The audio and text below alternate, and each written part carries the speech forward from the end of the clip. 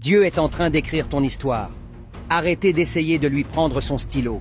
Le monde nous déforme, mais Dieu nous transforme.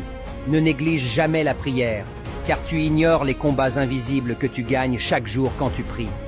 La foi, elle ne rend pas les choses plus faciles, elle les rend possibles. La foi, ce n'est pas se croire que Dieu fera ce que tu veux, mais c'est croire que Dieu fera ce qui est juste. La croyance en Dieu donne un sens à notre existence et nous aide à trouver notre place dans le monde. La croyance est la force qui nous permet de voir l'invisible et d'accomplir l'impossible. La croyance est la force qui nous permet de surmonter les obstacles et de réaliser nos rêves. La croyance en soi est le premier secret du succès. La croyance est un pouvoir qui peut changer votre vie. La croyance est la clé de la réussite, car si vous ne croyez pas en vous-même, personne d'autre ne le fera. La croyance est le fondement de toute action réussie. La croyance en quelque chose plus grand que soi-même peut donner un sens à la vie et apporter une paix intérieure. La croyance en soi est le premier pas vers la liberté. La croyance en l'amour et en la bonté humaine peut transformer le monde. La croyance est une force puissante qui peut nous aider à surmonter les épreuves les plus difficiles de la vie. La croyance en soi-même est l'arme secrète pour atteindre ses objectifs les plus ambitieux. La croyance en quelque chose donne un but à notre vie et nous aide à trouver notre chemin. La croyance en l'avenir est la clé pour surmonter les défis du présent. La croyance en la justice et en l'égalité peut inspirer des changements positifs dans le monde. La croyance en la bonté humaine peut nous aider à pardonner et à guérir de nos blessures émotionnelles. La croyance en soi-même est le premier pas vers la confiance en soi. La croyance en Dieu peut apporter une paix intérieure et une sérénité face aux défis de la vie. La croyance en l'amour peut guérir les blessures de l'âme et apporter une joie profonde. La croyance est un choix que nous faisons chaque jour, qui peut changer notre vie pour toujours. L'homme ne mangera pas de pain seulement, mais de toute parole qui sortira de la bouche de Dieu. Cette phrase a une signification spirituelle profonde. Elle suggère que l'homme a besoin non seulement de nourriture physique pour survivre, mais aussi d'une nourriture spirituelle pour vivre pleinement. Cette nourriture spirituelle peut être trouvée dans les enseignements et les paroles de Dieu. En d'autres termes, cette phrase souligne l'importance de la spiritualité dans la vie humaine. Elle rappelle que l'homme ne peut pas se contenter d'une existence purement matérielle et qu'il doit chercher une connexion avec quelque chose de plus grand que lui-même. Cela peut être interprété comme une invitation à chercher la vérité et la sagesse dans les enseignements religieux ou spirituels. Cela peut également signifier qu'il est important d'être conscient des valeurs et des principes qui guident notre vie et notre comportement. En somme, cette phrase invite à une réflexion sur le sens profond de notre existence et sur les moyens d'y trouver un épanouissement spirituel.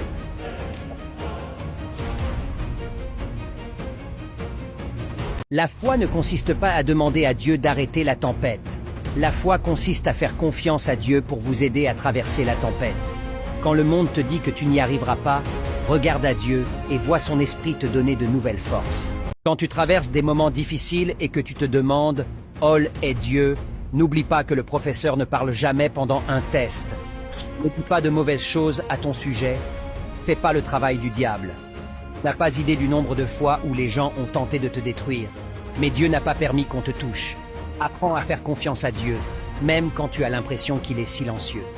Les promesses de Dieu sont comme les étoiles. Plus la nuit est sombre, plus elle brille. Ce que tu as perdu n'est pas plus grand que ce que Dieu te réserve.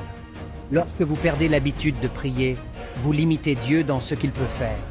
Parfois, on demande à Dieu de changer notre situation sans savoir qu'il nous a mis dans cette situation pour nous changer. Jésus n'a jamais dit que la vie chrétienne serait facile, mais il a fait la promesse qu'il serait avec nous tous les jours. Si tu es encore tombé, lève-toi et cours vers Jésus. N'attends pas d'être en train de couler pour crier à Jésus. La volonté de Dieu doit s'accomplir, même les obstacles deviennent des avantages.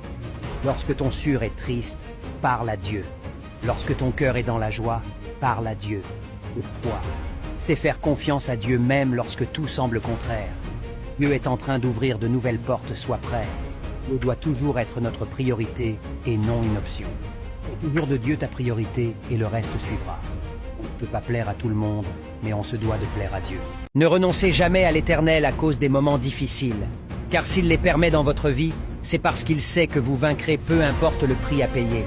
La prière doit se manifester par la foi, car c'est elle qui vous rapproche de la faveur de Dieu. Sois attentif dans la vie, car certains signes ne trompent pas. Il n'y a rien de plus beau que la foi. Persévère, et un jour, tu verras la lumière. Garder la foi en Dieu est le meilleur remède contre tous les maux. Pour t'enseigner, la vie n'a pas besoin de savoir quel âge tu as, ou si tu es capable de supporter toutes ces épreuves. Dans le cœur, il y a toujours assez de place pour pardonner et aimer tout le monde. La discrétion est une attitude qui vous évite bien de malheurs, car tout le monde ne souhaite pas forcément vous voir heureux. Être un vainqueur, c'est pas toujours gagner ses combats face à la vie, mais savoir surtout faire de ses échecs des victoires. Évite le mauvais, fais le bien, cherche la paix et poursuis-la. Psaume, chapitre 34, verset 15. Ne t'enivre pas de vin, car cela fait folie, mais embrasse la sagesse, et tu seras sauvé. Proverbe, chapitre 20, verset 1. L'intelligence du sage augmente ses paroles. Il augmente sans cesse la sagesse de son âme. Proverbe, chapitre 16, verset 23. L'Éternel est la force de ceux qui le craignent. Il sera leur lieu d'asile. Psaume, chapitre 34, verset 10. La sagesse fait bâtir sa maison. L'iniquité la détruit avec ses propres mains. Proverbe, chapitre 14, verset 1. Le docteur de la loi est comme un trésor pour son possesseur. Il le conduit vers la joie, et de grandes choses lui sont accordées. Proverbe, chapitre 16, verset 22. Ceux qui ont pour le trésor les paroles de Dieu, la joie de Dieu repose sur leur visage. Psaume, chapitre 19, verset 11. La parole du Seigneur est pure. Il est une bouclier à ceux qui recherchent sa protection. Psaume, chapitre 18, verset 30. La sagesse est une source de joie pour l'homme intelligent, mais un homme insensé méprise l'intelligence. Proverbe, chapitre 14, verset 33. Une parole aimable anime plus que la douceur du miel. Proverbe, chapitre 16, verset 24. Dieu n'a jamais dit que le chemin serait facile, mais par contre, il a dit qu'il ne t'abandonnera jamais. Quand Dieu a ta destinée en main, même ta souffrance a un but significatif. Tout devient un témoignage pour sa gloire.